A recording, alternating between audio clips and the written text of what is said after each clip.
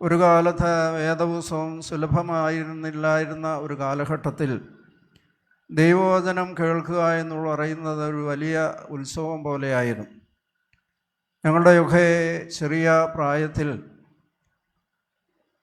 ഒരു കൺവെൻഷൻ 4 മണി മുതൽ അതിൻ്റെ ഗാനങ്ങൾ ആ ഗ്രാമങ്ങളിലൊക്കെ അലയടിക്കും.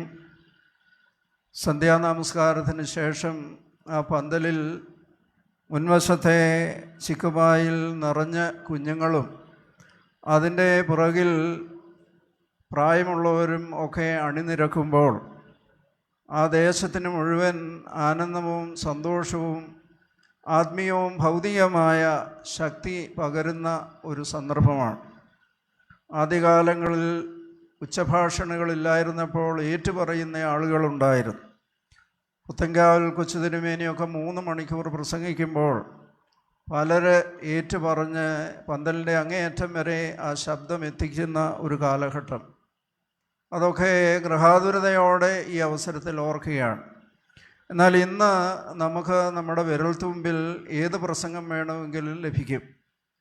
അതിനെ ഏറ്റവും ശ്രേഷ്ഠമായി നമുക്ക് രൂപാന്തരപ്പെടുത്തുവാനൊക്കെയുള്ള സംവിധാനം ഇന്ന് ഉള്ളപ്പോൾ കൺവെൻഷന് വേണ്ടി വരുന്ന ആളുകളുടെ എണ്ണം പലപ്പോഴും കുറയുന്നു. ചെറുപ്പക്കാരും യുവജനങ്ങളും കൺവെൻഷൻ പന്തലിൽ നിന്ന് അന്യമായിക്കൊണ്ടിരിക്കുന്നു എന്നുള്ളത് ഒരു അപകട സൂചനയായി നാം കാണേണ്ട ഒന്നാണ്. അതുകൊണ്ട് ഒന്നിച്ച് കുടുംബമായി ആരാധനയിൽ സംബന്ധിക്കുവാൻ തക്കവണ്ണം ദൈവകൃപയിൽ ആശ്രയിച്ച് നമ്മൾ വേർതിരിക്കുന്ന ഈ സമയം, പ്രത്യേകിച്ച് വലിയ നോയമ്പിൻ്റെ പ്രാരംഭ കാലഘട്ടത്തിൽ വന്നു ചേർന്ന എല്ലാവരെയും ദൈവനാമത്തിൽ സ്വാഗതം ചെയ്യുകയാണ്. ഈ വർഷത്തെ നമ്മുടെ വിഷയം എനിക്ക് ചുറ്റും പരിചയമായിരിക്കുന്ന ദൈവത്തെക്കുറിച്ചുള്ള ചിന്തകളാണ്. പരിച യുദ്ധത്തിൻ്റെ ഒരു സൂചന നൽകുന്നു. എൻ്റെ ചെറിയ പ്രായത്തിൽ ഞാൻ പലപ്പോഴും ചിന്തിച്ചിട്ടുള്ളതാണ്, എൻ്റെ സ്ഥാനം എവിടെയാണ്? ദൈവം സർവ്വവ്യാപിയാണെങ്കിൽ ദൈവത്തിന് പുറത്താണോ അകത്താണോ? കണക്കൊക്കെ പഠിച്ചപ്പോൾ ഇൻഫിനിറ്റിയെക്കുറിച്ചുമൊക്കെ പഠിക്കുന്ന സന്ദർഭങ്ങളിലൊക്കെ എൻ്റെ മനസ്സിൽ വന്ന ഒരു വലിയ സംശയമാണ്, ഞാൻ ദൈവത്തിന് പുറത്താണോ അകത്താണോ? ദൈവം സർവ്വവ്യാപിയും സർവശക്തനുമായി മുഴുവനും നിയന്ത്രിക്കുമ്പോൾ ഞാൻ അതിന് പുറത്ത് നിൽക്കുവാൻ സാധിക്കുകയില്ല. ദൈവത്തിൻ്റെ കരുതലിനുള്ളിലാണ് എന്നുള്ള ബോധ്യം അത് കൂടെ ഉറപ്പിക്കുവാനും ധൈര്യപ്പെടുത്തുവാനും അതിൽ ധൈര്യം സംഭരിക്കുവാനുമൊക്കെ ലഭിക്കുന്ന അവസരങ്ങളാണ് ആരാധനയുടെയും അതുപോലെ തന്നെ ഇതുപോലെയുള്ള കൂടിവരവും. ഈ കൂടിവരവിന് വലിയ ഒരു ശക്തിയുണ്ട്. അത് നമുക്ക് വീഡിയോയിലൂടെ ഫോണിലൂടെ ഒക്കെ നമുക്ക് കേൾക്കാമെങ്കിലും സഹോദരങ്ങൾ ഒന്നിച്ച് കൂടി വരുമ്പോൾ അതിലുണ്ടാകുന്ന ഒരു വലിയ തരംഗം അത് നമ്മെ കൂടുതൽ ഉത്തേജിപ്പിക്കുന്നതാണ്, സന്തോഷം നൽകുന്നതാണ്, സമാധാനം നൽകുന്നതാണ്. ഈ ഇടവകളിലൊക്കെ സന്ദർശനം നടത്തുന്ന അവസരത്തിൽ നമ്മുടെ ഇടവകൾ ആധ്യാത്മികമായി എല്ലാ കാര്യങ്ങളിലും വലിയ കുഴപ്പമില്ലാതെ പോകുന്നെങ്കിലും ആളുകളുടെ ആരോഗ്യത്തെക്കുറിച്ച് വളരെ ഗൗരവമായ ചിന്ത എൻ്റെ മനസ്സിലൂടെ കടന്നു പോകാറുണ്ട്. മിക്കവാറും എല്ലാ ഭവനങ്ങളിലും ഏതെങ്കിലും വിധത്തിലുള്ള അസുഖക്കാരെ കാണുവാൻ സാധിക്കും. ഒരു 40 കഴിയുമ്പോൾ മുതൽ ഗുളിക കഴിക്കാത്തവർ വളരെ ചുരുക്കമാണ്. പണ്ട് പള്ളിയോട് ചേർന്ന് പള്ളിക്കൂടമൊക്കെ ആരംഭിച്ചുവെങ്കിൽ ഇന്ന് പള്ളിയോട് ചേർന്ന് കളിസ്ഥലങ്ങളും കൃഷിസ്ഥലങ്ങളുമൊക്കെ ആരംഭിക്കേണ്ട ഒരു കാലഘട്ടത്തിലാണ് നമ്മൾ ജീവിക്കുന്നത്. ജീവിതശൈലി രോഗങ്ങൾ കൊണ്ട് ചാരിറ്റി ഒരുപാട് പേര് ഇൻസുലിൻ കുത്തിവെക്കുവാനും മറ്റതിനുമൊക്കെ ലഭിക്കുന്നു. അത് കൊടുത്ത് നമ്മൾ സായുജ്യമണയുന്നെങ്കിൽ സഭയ്ക്ക് ഒരു ദൗത്യമുണ്ട്. മനുഷ്യരുടെ ആരോഗ്യത്തെക്കുറിച്ച് ഗൗരവമായി ചിന്തിക്കേണ്ടിയിരിക്കും.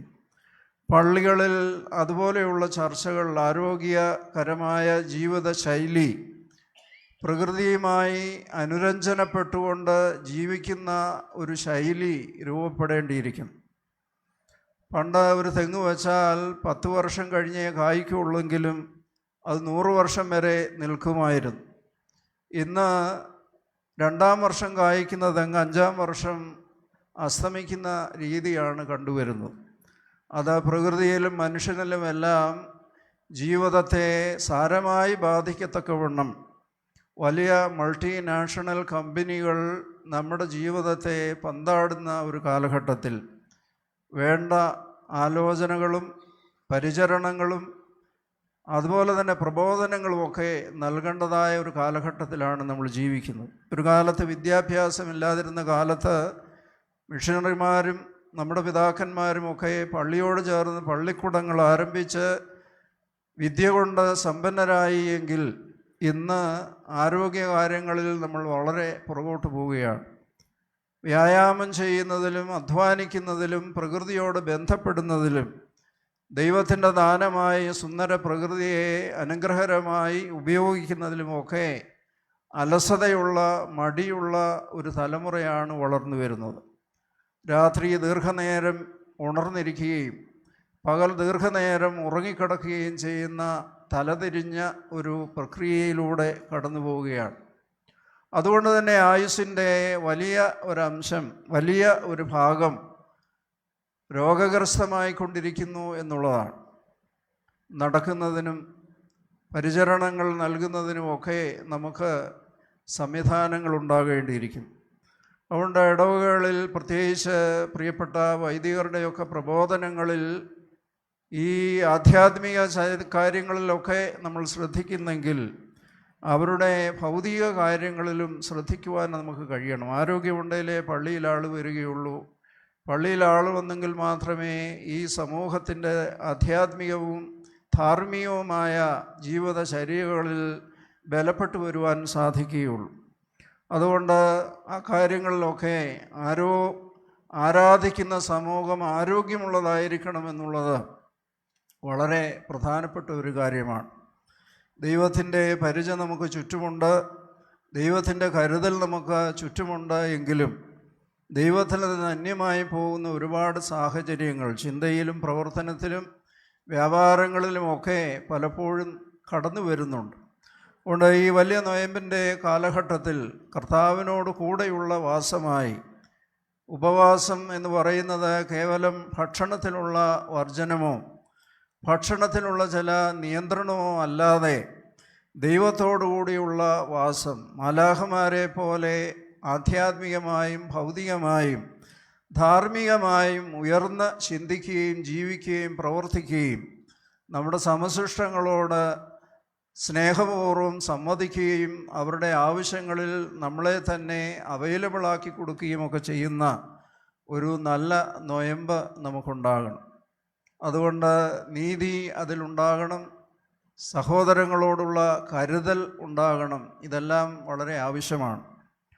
നമ്മുടെ ഇടവകളിലും ഭവനങ്ങളിലുമൊക്കെ സന്ദർശിക്കുമ്പോൾ വ്യക്തിബന്ധങ്ങളിൽ വന്നിരിക്കുന്ന ശൈഥല്യം ഒരു വലിയ ഒരു ഭീഷണിയായി വളർന്നുകൊണ്ടിരിക്കുകയാണ്. കുടുംബങ്ങളിലും അതുപോലെ തന്നെ സമൂഹങ്ങളിലുമൊക്കെ ഉള്ളത്.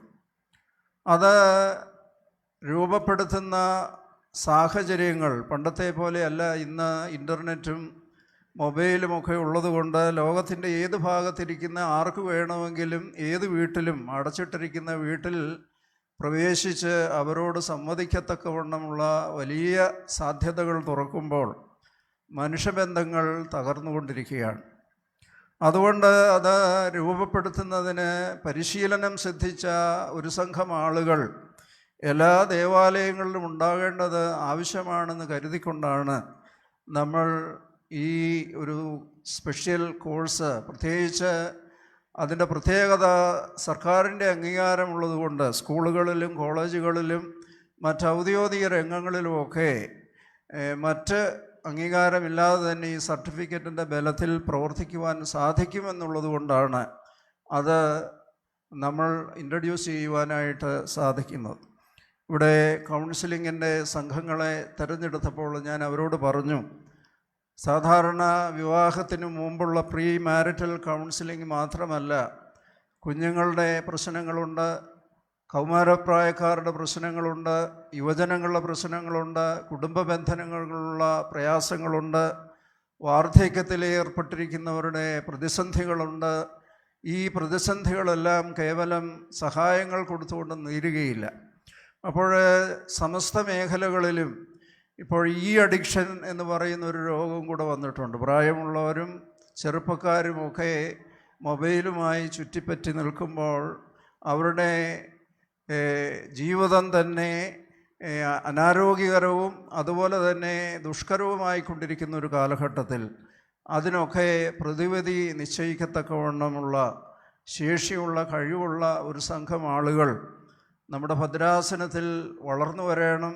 എല്ലാ ഇടവുകളിലും പ്രിയപ്പെട്ട വൈദികരോടൊപ്പം ഇതുപോലെയുള്ള സങ്കീർണമായ പ്രശ്നങ്ങൾ നിർദ്ധാരണം ചെയ്യുന്നതിന് അത് വൈദികരെ കൊണ്ട് മാത്രം സാധിക്കുകയില്ല.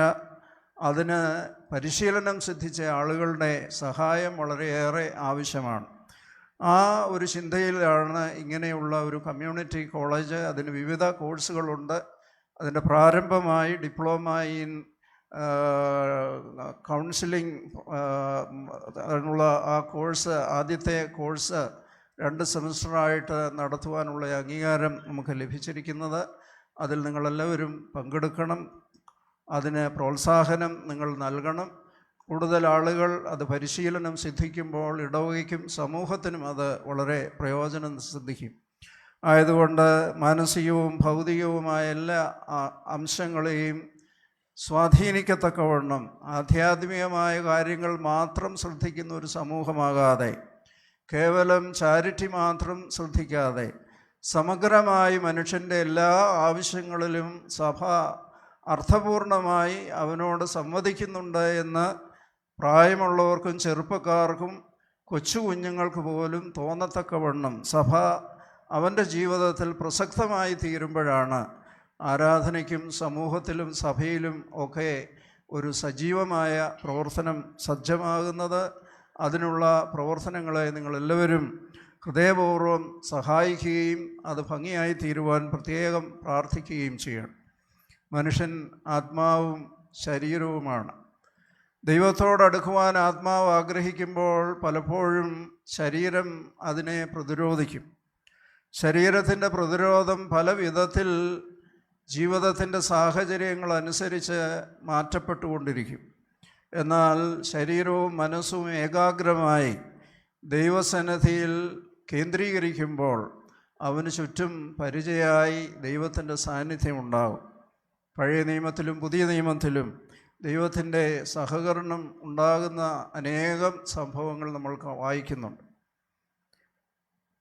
റോമ സാമ്രാജ്യത്തിൽ പ്രത്യേകിച്ച് അതികിരാതമായ വധശിക്ഷ നടപ്പാക്കുന്നത് പേർഷ്യക്കാരാണ്. കുരിശിന്മേൽ തറച്ചു കൊല്ലുന്ന ആ വധശിക്ഷ നമ്മുടെ കർത്താവ് രക്തമിറ്റ് വീണ് കാൽവറിയിൽ മരിച്ചുവെങ്കിൽ അതിനേക്കാൾ കിരാതമായ ഒരു മരണ രീതി ജീവനുള്ള ശരീരത്തെ മൃതശരീരത്തോട് ബന്ധിച്ചുകൊണ്ട് വെളിമ്പ്രദേശത്ത് കൊണ്ടിടുക. മരണമൊക്കെ നമ്മെ ഭയപ്പെടുത്തുന്നതാണ്.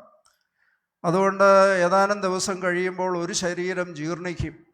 ആ ശരീരത്തെ ആവേശത്തോടെ തിന്നുവാൻ കഴുകൻ അടുക്കുമ്പോൾ ജീവനുള്ള ശരീരവും ആക്രമിക്കപ്പെടും. അതുകൊണ്ടാണ് പൗലോസ്ലീഹ പറയുന്നത്, അയ്യോ ഞാൻ അരുക്ഷ മനുഷ്യൻ, ഈ പാപത്തിന് മരണത്തിന് അധീനമായി ശരീരത്തിൽ നാർ എന്നെ വിടുവിക്കും. കാരണം ഈ മൃതശരീരത്തോട് ബന്ധിച്ച് കിടക്കുന്ന ജീവനുള്ള ശരീരത്തിൻ്റെ നിലവിളിയാണ് പൗലോസ്ലീഹ നമ്മെ കാണിക്കുന്നത്. അതുകൊണ്ട് ഈ മൃതശരീരത്തിൻ്റെ സ്വഭാവങ്ങളെ ത്യജിച്ച് ആ ബന്ധനങ്ങളിൽ നിന്ന് മോചനം നേടി ജീവനുള്ള ശരീരത്തിൻ്റെ ജീവനുള്ള ദൈവത്തിൻ്റെ അംശികളായി തീർന്ന് ആ പരിചയ്ക്ക് ചുറ്റും വലയം സൃഷ്ടിക്കുന്ന ദൈവത്തിൻ്റെ കരുണയിൽ അഭയം നേടുവാനുള്ള ഈ അവസരമാണ്. നാം ദൈവസന്നിധിയിൽ ചെലവഴിക്കുന്ന നിമിഷങ്ങളെല്ലാം അനർഹ നിമിഷങ്ങളാണ്. ഒരു തടിയുടെ കാതൽ പോലെ നമ്മൾ പ്രാർത്ഥിക്കുന്ന നിമിഷങ്ങളെല്ലാം നമ്മുടെ ജീവിതത്തിലെ ഏറ്റവും ശ്രദ്ധേയമായ സമയങ്ങളാണ്, സന്ദർഭങ്ങളാണ്. ആ പ്രാർത്ഥന ഒരിക്കലും നഷ്ടമായി പോവുകയില്ല. അത് നമ്മുടെ ജീവിതത്തെയും നമ്മുടെ ഭാവി തലമുറയുടെ ഭാസുരമായ ഭാവിയെയും അനുഗ്രഹകരമായി സ്വാധീനിക്കുവാൻ ശക്തിയുള്ളതാണ് പ്രാർത്ഥന. നമ്മുടെ മാതാപിതാക്കളുടെ പിതാക്കന്മാരുടെയൊക്കെ പ്രാർത്ഥനയുടെ അനുഗ്രഹമാണ് നമ്മളിലൂടെ കടന്നു പോകുന്നത്. ആയതുകൊണ്ട് ഈ 2-3 ദിവസങ്ങളിൽ ഇവിടെ ഉയരുന്ന ദൈവ ശബ്ദം അത് നമ്മുടെ കർണപുടങ്ങളിൽ തട്ടി നഷ്ടപ്പെട്ടു പോകാതെ ഹൃദയത്തിന് രൂപാന്തരം പ്രാപിച്ച് നമുക്ക് ചുറ്റും പരിചയമായി നിൽക്കുന്ന സജീവമായ ദൈവത്തിൻ്റെ സാന്നിധ്യം മനസ്സിൽ ഉറപ്പിക്കുവാൻ തക്കവണ്ണം ഈ യോഗങ്ങൾ ഉതകട്ടെ, അതിന് സന്നദ്ധമായി തീരട്ടെ എന്ന് പ്രാർത്ഥിക്കുന്നു.